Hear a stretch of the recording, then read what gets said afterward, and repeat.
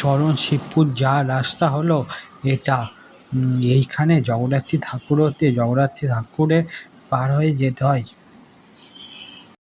সকলকে জানায় সাগর আমন্ত্রণ। এটা হলো বন্ধুমহল ক্লাবের পুজো।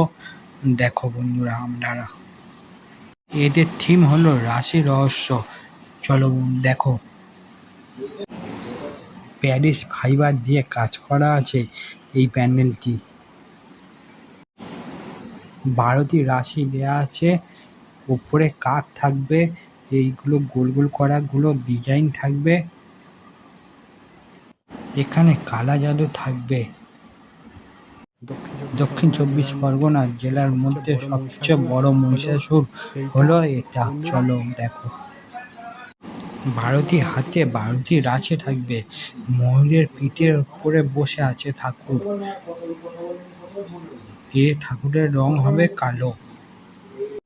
এখানে 7 ঋষি যজ্ঞ করছে বসে দেখতে পাবে। এটা হলো বন্ধুরা আদি মন্দির, এখানে মা দুর্গা থাকে। যদি ভালো লাগে তাহলে লাইক, শেয়ার, সাবস্ক্রাইব করবে।